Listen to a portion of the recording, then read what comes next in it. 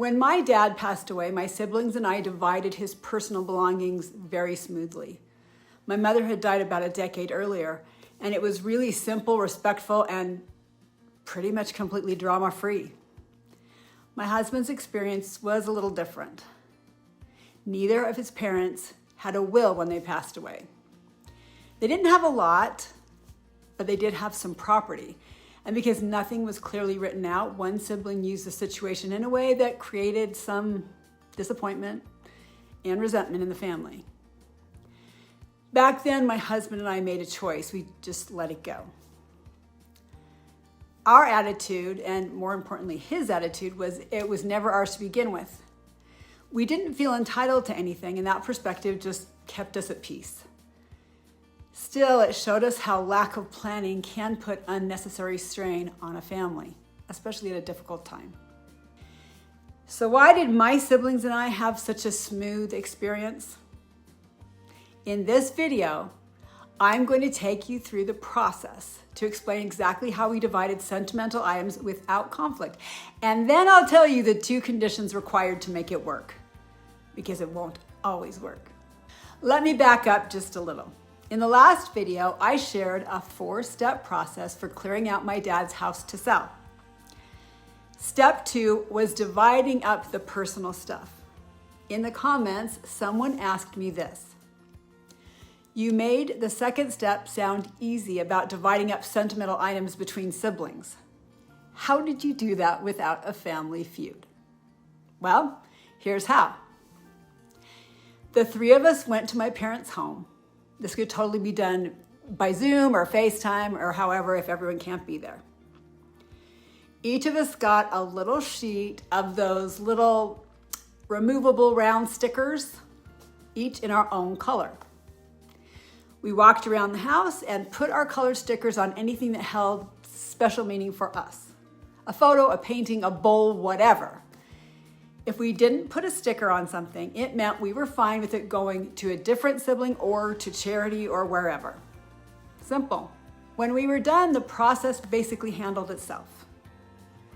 If an item had just 1 sticker, that person got it. Done. If 2 or more of us had stickers on the same thing, it went into the dining room sort pile. Then we created a random order to choose from the pile. First person picked one of their tagged items. Then the second person picked, then the third, and we just kept going round and round until everything was claimed. So basically, we had the opportunity to pick the most important thing to us first. Alternatively, we could have done it using a snake draft, like fantasy football, I think. I've never played that, so I don't know if I'm misrepresenting it. The selection would be something like number 1, number 2, number 3, number 3, number 2, number 1, etc. But that was more trouble for us than it was worth, so we just went round and round. We also left a little room for friendly negotiation. For example, there were lots of things I liked, but really I had 3 that mattered most to me. The first was a framed original cartoon my dad had purchased. And the other were these 2 framed portraits of ancestors that I just loved. I was willing to give up pretty much everything else I wanted to have those 3 items. So that was part of the negotiation. And now, years later, I still treasure them, and I'll show them to you. Here is one of the framed photographs I really wanted. Isn't it beautiful? This is a picture of my mother and her 2 older brothers. I love it so much. This is the other picture.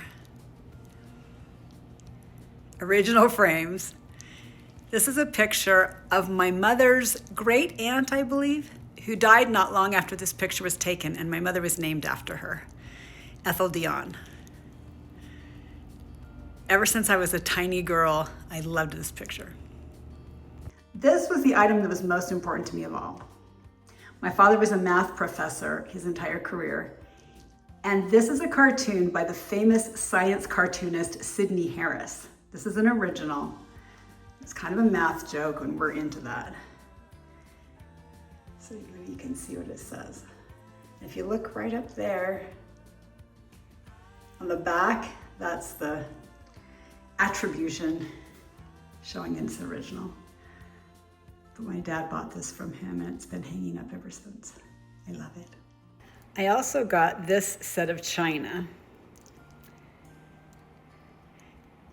It wasn't the main set of china we used. The set we usually used was Desert Rose, but my sister got that. This was the one we begged and begged to use for Thanksgiving and other special days. It was my grandmother's. I also got this small set of china, which was the china my mother and father chose for their wedding, but they never finished out the set, but it's still so beautiful. I also got some fancy serving pieces that we always used on holidays. And some of the goblets and candlesticks and salt and pepper shakers that we used. If I remember correctly, the whole process took less than 2 hours. The shared pile, maybe 20 to 30 minutes, and we ended with happiness. There's no hostility.